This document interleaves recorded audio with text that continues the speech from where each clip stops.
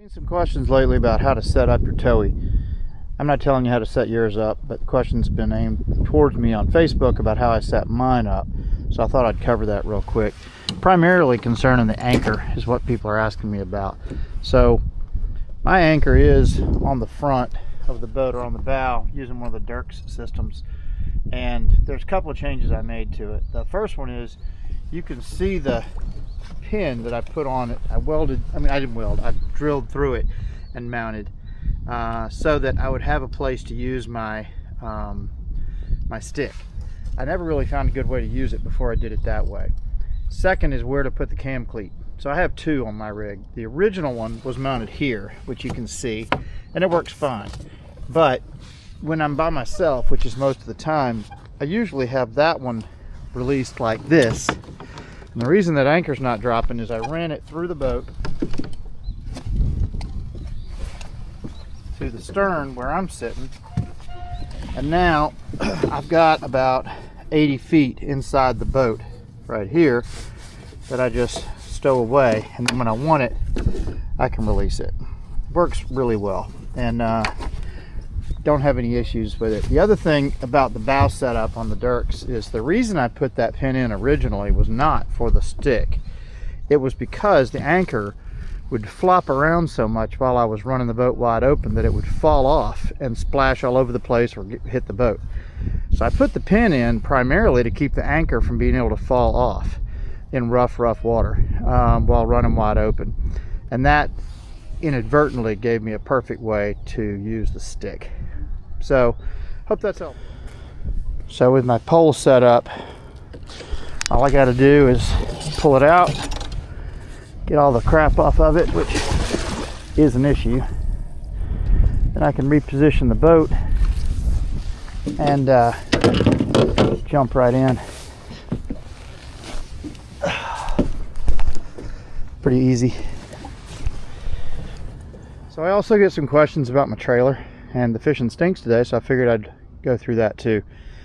I've tricked out my trailer pretty well. I use it a lot in conditions where I have to dry launch or bring the boat back in when it's dry. And I think up where Towee is located, it's all rocky and fairly safe to walk on, but where I'm located, down on the coast especially, where I fish a lot rather, is very muddy. You don't want to go walking through that mud if you can avoid it. So the first thing I did was customize my trailer with these welded crossbars that allow me to walk down the trailer without busting my butt and to stay out of the mud. The other thing I did was, you may have noticed, I put retractable tie downs on the back of the boat or trailer that work beautifully. And then the other was, I fish a lot early and late, and you can mount these black oak marine halogen, or LED rather, spreader lights on the trailer, and then all you have to do is replace your 5 pin with a 7, so that you can draw from the extra power supply for the and the backup light. All works real well. Trailer hitch is like this because when I dry launch, I want the trailer as high as possible on the tongue. At first I was going to lower the trailer and spend a lot of money tricking that out, but it occurred to me if I just turned the trailer into more of a ramp, it would be easier to get the boat on and back off. If I kept I keep the bunks siliconed. I just spray silicone on them every couple of times. But this trailer hitch in particular, I don't sell it or anything, but it's called the Rhino hitch. It's a little expensive, but it allows you to raise and lower the tongue while the boat is hooked up. So if I pull up where I'm going to have to pull the boat out or launch the boat in dry conditions, I just pull the pin, use the dolly, and pick the whole tongue up as high as I can, and then set the pin again so that it holds it there. And then when I back up, the boat just slides right off. You may notice that I also relocated my spare to the front of the trailer, and that is because of where I'm fishing today. For instance, I'm going to drive the boat all the way up onto the trailer, but then I'm going to have to get off the trailer, and I was having to jump all the way down to the ground where if I moved the trailer the spare from the back of the trailer up to here, it's a perfect step for me to step off the bow, onto the tire, and then onto the ground without busting my ass. So, hope that's helpful. I'll talk about how far to put the trailer in the water. I barely want the bunks in, and then I just drive the boat right up on it. If it's a lot of current or wind, I just put the bow anywhere on the bottom of the bunks. It centers itself up. When I get it on a straight line, I floor it and you run right up on it.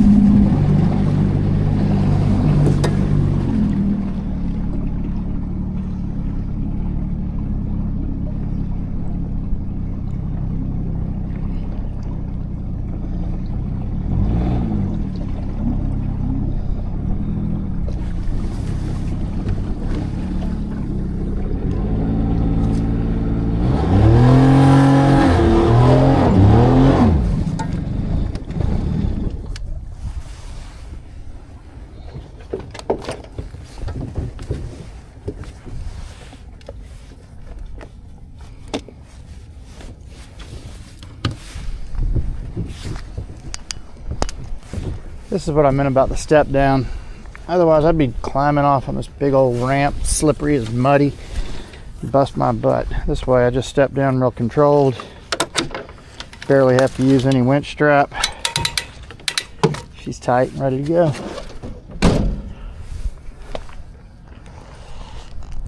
A couple of y'all have asked me about my jet setup. I bought this boat used. This is exactly how it came, but it was not set up properly. The two big problems were the motor was way too deep in the water.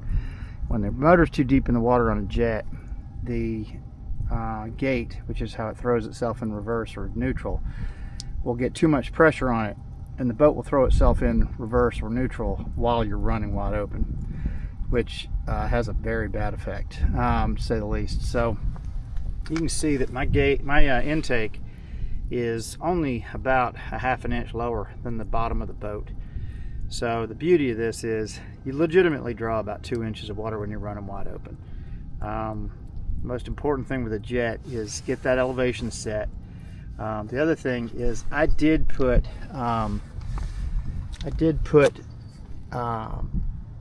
angled pieces in the, I can't remember what they're called, but they're right here.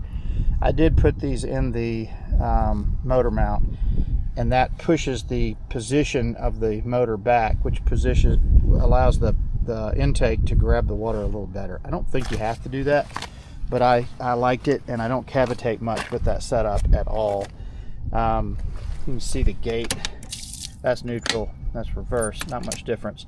You do have to tune this until you get it, while it's running, you tune that so it moves it up until just kind of a happy medium where you get it just right and the boat will stay still. If it's not adjusted right, the boat will basically go in reverse when it's in neutral, which sounds terrible, but with a jet you don't have a lot of reverse anyway, so it's not that big a deal.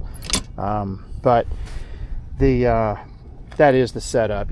Again, if it were me, what I would tell you is get it to where you think it's in the right position, but it's high. It's going to be very high. Mark somewhere along here where you have it. Go out and run the boat. If it cavitates at all, it's probably too high. Drop it 1/8 of an inch and keep making small adjustments until you get it exactly where you want it. I've never had to reposition mine since I got it. It took about 30 minutes to dial it in. And then some of y'all ask about transducers as well. You can see I like side scan and down scan, so I like that. I have to have that big old transducer, but I do have it mounted really high. It doesn't read very well at all when I'm running wide open, which I don't care. This boat draws almost no water when it's running wide open anyway, so I don't really care what the depth is at that point. One last part of my setup. I have a lithium 12 volt up inside the nose cap, so you take the nose cap off and drop it down in, and I use closed cell foam to pack it real tight. I'm not sure you can see it from here, but yeah, you can see a little bit of it. So that way it doesn't move around. It doesn't really matter if it does, but I don't like the idea of something bumping around up there. Lithiums are only about 16-17 pounds, so they're not very heavy. The way I wired the boat was I ran everything through this master shutoff, and so now the entire boat's dead, and now the entire boat is hot. But Then I ran the power supply for the trolling motor through a Minn Kota plug-in, and then I bought another one and I put the same plug-in on my charger. So when I charge the boat, I plug it in there as well, and then ready to go. On the nose cap, I did mount my trolling motor and do use the lock, the place I fish down here. You really can't leave stuff very long without somebody breaking in, so we're pretty careful about that. And then I also ran, I've just fished the wiring back to the back, so I put a 7, I think that's a 7, 6-pin switch for all my accessories, and then I installed lighting inside the boat as well. Not a lot, just enough so I could see at night. That's probably it. Feel free to email me or text me if you have any questions beyond that.